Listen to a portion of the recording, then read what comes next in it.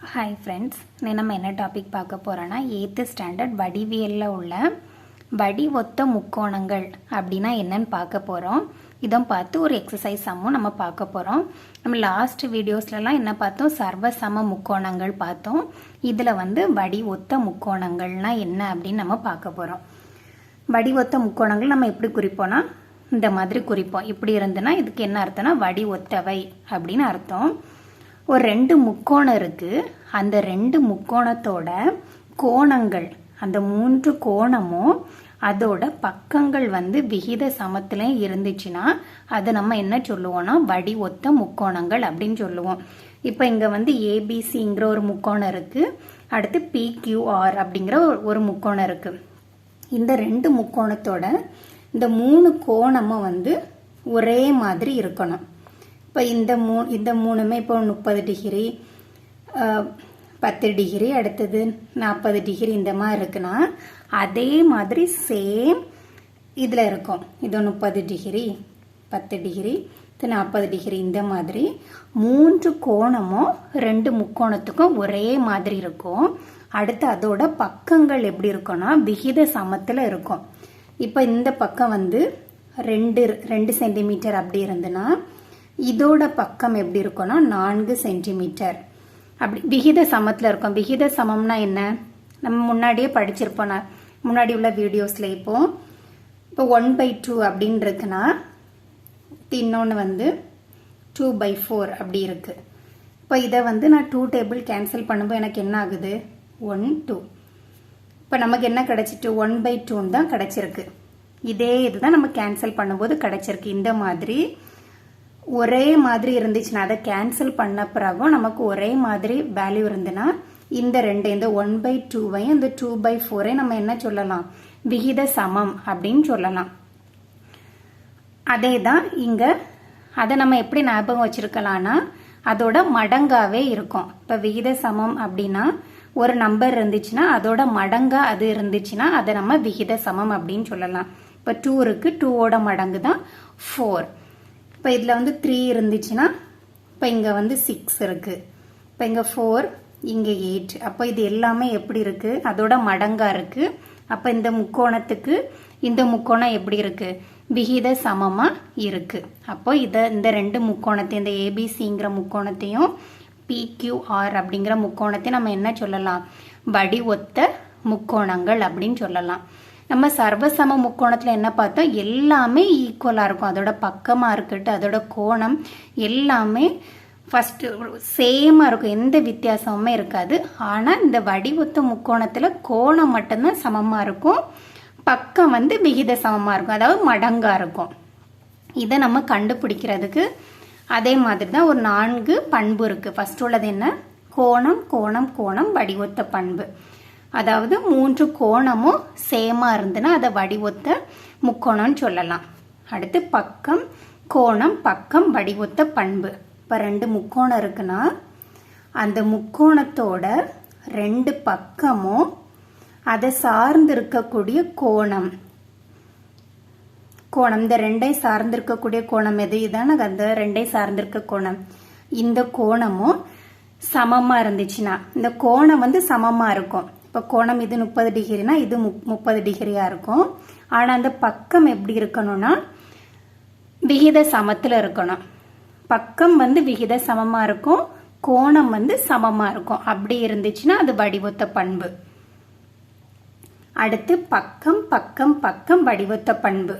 3 பக்கமுமே விகித சமத்துல இருந்துனா அதை நம்ம அந்த 2 முக்கோணத்தையும் வடிவொத்த முக்கோணங்கள்னு சொல்லலாம்.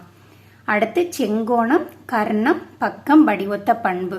அந்த செங்கோணம் அது 90 டிகிரியில இருக்கும். அடுத்து அதோட கர்ணம், அதுக்கு பிறகு அதோட பக்கம்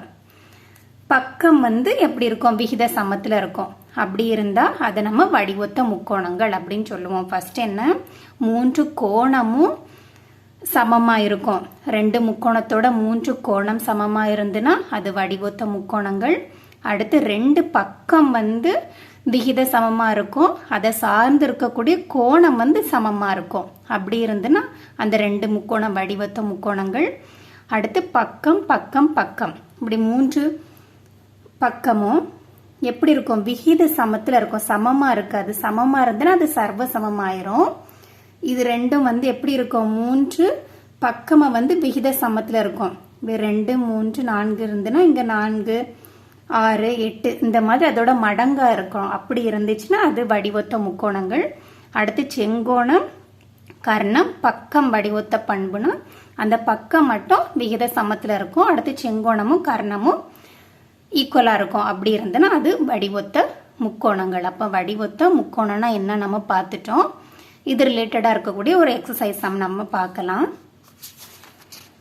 எதுனா எக்ஸசைஸ் 5.1ல உள்ள 7வது சம். என்ன கொடுத்திருக்காங்கன்னா, கொடுக்கப்பட்ட படத்தில் இருந்து முக்கோணம் ஏபிசி வடிவொத்தவை முக்கோணம் டிஇஎஃப் என நிரூபி அப்படின்னு கொடுத்திருக்காங்க. இது ஏபிசிங்கிற ஒரு முக்கோணம், இது டிஇஎஃப்ங்கிற முக்கோணம். இந்த ரெண்டையும் தான் நம்ம எப்படி நிரூபிக்கணும், வடிவொத்தவை அப்படின்னு நம்ம நிரூபிக்கணும். இல்ல இந்த படத்துல தான் கொடுத்திருக்காங்க, வேற எதுவுமே கொடுக்கல. படத்துல என்ன கொடுத்துட்டாங்க, இந்த 2 பக்கமும் சமம் கொடுத்திருக்காங்க. இந்த முக்கோணத்துல இந்த 2 பக்கமும் சமம் கொடுத்திருக்காங்க. அடுத்தது ஆங்கிள் பி வந்து 65 டிகிரி கொடுத்திருக்கு. இங்க ஆங்கிள் இ வந்து 50 டிகிரி கொடுத்திருக்கு. இதை வச்சு நம்ம எப்படி வடிவொத்தவைன்னு கண்டுபிடிக்கணும்னு பார்க்கலாம். ஃபர்ஸ்ட் இந்த முக்கோணத்தை நம்ம எடுத்துப்போம். இந்த ஏபிசிங்கிற முக்கோணம், இந்த ஏபிசிங்கிற முக்கோணத்துல என்ன கொடுத்திருக்காங்க, இந்த ஏபிங்கிற பக்கமும் ஏசிங்கிற பக்கமும் சமம் அப்படின்னு கொடுத்திருக்காங்க. கிவன் என்ன கொடுத்திருக்கு, ஏபியும் இப்படி லைன் போட்டிருந்தாங்கன்னா இது ரெண்டும் சமம் அப்படின்னு அர்த்தம். ஏசியும் சமம் அப்படின்னு கொடுத்திருக்காங்க. இதுல இருந்து நம்ம என்ன கண்டுபிடிக்க போறோம்னா, நம்ம பார்த்திருக்கோம் ஒரு முக்கோணத்துல 2 பக்கம் வந்து சமமா இருந்துன்னா அதோட ஆப்போசிட் கோணம் எப்படி இருக்கும், சமமா இருக்கும்.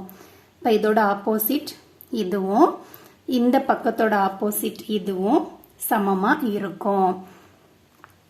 அப்ப இந்த ஆங்கிள் பி இதை எப்படி எழுதிக்கலாம், ஆங்கிள் பின்னு எழுதிக்கலாம் அல்லது ஆங்கிள் ஏபிசி அப்படின்னு எழுதிக்கலாம். இந்த ஆங்கிள் பியும் இந்த ஆங்கிள் சியும் சமம். அப்ப ஆங்கிள் பி வந்து 65 டிகிரின்னு கொடுத்துட்டாங்க. அப்ப ஆங்கிள் சி என்னவா இருக்கும், 65 டிகிரியா தானே இருக்கும். இப்ப ஆங்கிள் கோணம் பி கோணம் சி சேர்த்து எவ்வளவு, 65 டிகிரி. இனி என்ன கண்டுபிடிக்க போறோம்னா, இந்த கோணம் கண்டுபிடிக்க போறோம். இப்ப இந்த கோணமும் நம்ம கண்டுபிடிச்சிட்டோம்னா அடுத்து இதோட கோணமும் நம்ம கண்டுபிடிச்சோம்னா நம்ம அந்த கோணம் கோணம் கோணம் வடிவொத்த பண்பை யூஸ் பண்ணி இந்த 2 முக்கோணமும் வடிவொத்தவே நம்ம ப்ரூஃப் பண்ணிடலாம். அதுக்காக நம்ம என்ன பண்ண போறோம்னா, இந்த கோணத்தை கண்டுபிடிக்க போறோம். அதுக்கு நம்ம என்ன யூஸ் பண்ண போறோம்னா, ஒரு முக்கோணத்தோட 3 கோணங்களோட கூடுதல் என்னன்னா, ஒரு முக்கோணம் இருந்துன்னா அதோட 3 கோணங்களோட கூடுதல் வந்து 180 டிகிரி. இது ஒரு பண்பு, அது நமக்கு தெரியும். 3 கோணங்களின் கூடுதல் எவ்வளோனா 180 டிகிரி. அந்த ஏயோட கோணத்தோட வேல்யூ, இந்த பி கோணத்தோட வேல்யூ, சி கோணத்தோட வேல்யூ, இந்த 3ஐ நம்ம கூட்டும்போது நமக்கு என்னதான் கிடைக்கும், 180 தான் கிடைக்கும். அப்போ அதுல இருந்து நமக்கு பியோட வேல்யூ தெரியும், சியோட வேல்யூவும் தெரியும். இப்போ இதை யூஸ் பண்ணி ஏயோட வேல்யூ நம்ம கண்டுபிடிக்க போறோம். இப்போ 3 கோணங்களின் கூடுதல் 180 டிகிரி. அப்போ angle A plus angle B plus angle C is equal to 180 degree. பியோட வேல்யூ சியோட வேல்யூ தெரியும், சப்ஸ்டியூட் பண்றோம். 10 degree. Angle A plus 65 degree is equal to 180 degree. இப்போ இந்த 65 கூட்டினோம் நமக்கு 130 கிடைக்கும். இப்போ angle A is equal to 130 இங்கே போகும்போது மைனஸ்ல வரும். இப்போ 180 மைனஸ் 130 அதை கழிச்சோன்னா நமக்கு ஆங்கிள் ஏயோட வேல்யூ எவ்வளோ, 50 டிகிரி. இப்போ இதில் 50 டிகிரி கிடைச்சிட்டு. இப்போ இந்த முக்கோணத்தோட 3 கோணமும் நம்ம கண்டுபிடிச்சிட்டோம். இனி இதோட வேல்யூவை நம்ம கண்டுபிடிச்சோன்னா இதுக்கு சேம் அதே கிடைச்சினா இந்த 2 முக்கோணமும் நம்ம வடிவொத்தவே நம்ம நிரூபிச்சிடலாம். அப்போ இந்த சம்மிலேயே நம்ம எக்ஸ்பிளனேஷன் பண்ணாம இந்த படத்தை வச்சு நம்ம கண்டுபிடிச்சிடலாம். என்னன்னா, இங்கே ஏ வந்து 50 டிகிரி இருக்கு. அதே இதுதான் இங்கே ஆங்கிள் இ வந்து 50 டிகிரி இருக்கு. இப்போ இதிலிருந்து நம்ம என்ன எழுதிக்கலாம்? ஆங்கிள் ஏயும் ஆங்கிள் ஈயும் எப்படி இருக்கு? சமம் அப்படின்னு நம்ம எழுதிக்கலாம். அப்போ ஒரு கோணம் இந்த ஆங்கிள் ஏங்கிற கோணமும் அந்த முக்கோணத்தில் உள்ள ஆங்கிள் ஈங்கிற கோணமும் சமம்னு நம்ம நிரூபிச்சிட்டோம். அதே மாதிரி இந்த ரெண்டு கோணமும் சமம் நம்ம நிரூபிச்சோம்னா இது வடிவொத்தவைன்னு நம்ம கண்டுபிடிச்சிடலாம். இப்போ இது 50 டிகிரியாக இருந்ததுன்னா கண்டிப்பாக ஆப்போசிட்டில் இருக்கக்கூடிய இது வந்து இந்த 65 டிகிரியாக தான் இருக்கும். நம்ம இதிலே கண்டுபிடிச்சிடலாம். ஆனால் நம்ம அதை டீட்டெயிலாக எழுதணும். அதுக்காக தான் நம்ம அது எப்படி நம்ம பார்க்கலாம். இனி இந்த முக்கோணத்தை எடுத்துப்போம். இந்த முக்கோணத்துலையும் அதிகமாக கொடுத்துருக்காங்க. இந்த ரெண்டு பக்கமும் சமம் அப்படின்னு கொடுத்துருக்காங்க. அப்போ ஒரு முக்கோணத்தில் ரெண்டு பக்கம் சமம்னா ஆப்போசிட்டில் இருக்க கோணம் சமமாக இருக்கும். அப்போ இந்த பக்கத்தோட இந்த ஆப்போசிட் கோணமும் இந்த பக்கத்தோட இந்த ஆப்போசிட் கோணமும் சமம். இப்போ என்ன எழுதிக்கலாம்? இப்போ முக்கோணம் DEFல என்ன கொடுத்துட்டாங்க? given DEயும் EFும் சமம்னு கொடுத்துட்டாங்க. இதுல இருந்து நமக்கு என்ன கிடைச்சிருக்கு? ஆங்கிள் Dயும் ஆங்கிள் Fும் சமம் அப்படின்னு நமக்கு கிடைச்சிட்டு. இனி அப்ப இதுலயும் நம்ம என்ன பண்ண போறோம்? இது ரெண்டை நமக்கு கண்டுபிடிக்கணும். இப்போ ஆங்கிள் Dயும் ஆங்கிள் Fும் சமம்னு நம்ம கிடைச்சாச்சு.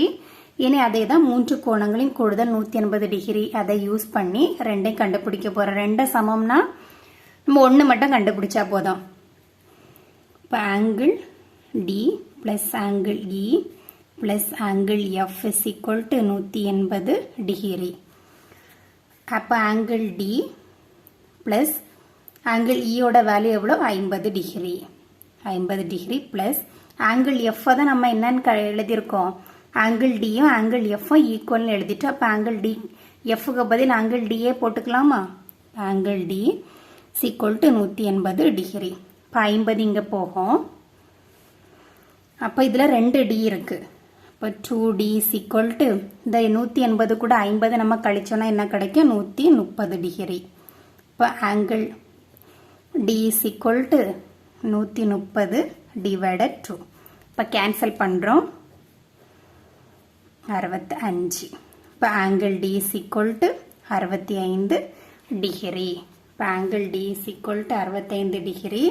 நம்ம ஆங்கிள் டியும் ஆங்கிள் எஃப்பும் ஈக்குவல்னு எடுத்தோம். அப்போ ஆங்கிள் டி 65 டிகிரியாக இருந்துன்னா ஆங்கிள் எஃப்பும் எவ்வளோதான்? 65 டிகிரி. இது நம்ம இவ்வளோ எக்ஸ்பிளைன் பண்ணாமலே நம்ம இந்த படத்தை வச்சே கண்டுபிடிச்சிடலாம். எப்படி ஏ வந்து 50 டிகிரின்னு எழுதிட்டோம். அப்போ அதுக்கு ஆப்போசிட்டில் இருக்கிறது இதே மாதிரியே தான் இருக்கும். 65 டிகிரி 65 டிகிரின்னு. அப்போ ஃபஸ்ட்டு நம்ம என்ன எழுதிட்டோம்? ஆங்கிள் ஏயும் ஆங்கிள் ஈயும் சமம். அதே மாதிரி இந்த படத்துல இருந்து அடுத்து என்ன எழுதுறோம்? ஆங்கிள் ஏயும் ஆங்கிள் ஈயும் சமம். இந்த ஒரு கோணம் சமம். அடுத்து ஆங்கிள் பியும் ஆங்கிள் டியும் சமம். ஆங்கிள் சியும் ஆங்கிள் எஃப்பும் சமம். அப்போ இந்த ரெண்டு முக்கோணம் ஏபிசிலையும் முக்கோணம் DEF இந்த ரெண்டு முக்கோணத்தோட மூன்று கோணங்களும் நமக்கு எப்படி கிடைச்சிட்டு? சமம் அப்படின்னு கிடைச்சிட்டு. நம்ம இந்த வடிவொத்த முக்கோணம் அதை கண்டுபிடிக்கிறதுக்கு நம்ம ஃபர்ஸ்ட் பண்பு என்ன பார்த்தோம்? கோணம் கோணம் கோணம் வடிவொத்த பண்பு பார்த்தோம். அப்படின்னா என்ன? ரெண்டு முக்கோணத்தோட மூன்று கோணங்களும் சமமாக இருந்துச்சுன்னா அதை நம்ம என்ன சொல்லிடலாம்? வடிவொத்த முக்கோணங்கள் அப்படின்னு சொல்லலாம். இப்போ அந்த கோணம் கோணம் கோணம் பண்புல இருந்து நம்ம என்ன சொல்லலாம்? அந்த முக்கோணம் ஏபிசியும் இந்த முக்கோணம் DEFும் வடிவொத்த முக்கோணங்கள் அப்படின்னு சொல்லலாம். இவ்வளோதான் இந்த சம். இப்போ இன்னைக்கு வடிவொத்த வேணா என்னன்னு நம்ம படிச்சிட்டோம். அடுத்து அதை யூஸ் பண்ணி ஒரு சம்மும் பண்ணியிருக்கோம். இது உங்களுக்கு புரிஞ்சிருந்துன்னா லைக் பண்ணுங்கள், சேனலை சப்ஸ்கிரைப் பண்ணுங்கள், உங்கள் ஃப்ரெண்ட்ஸுக்கும் ஷேர் பண்ணுங்கள். தேங்க்யூ.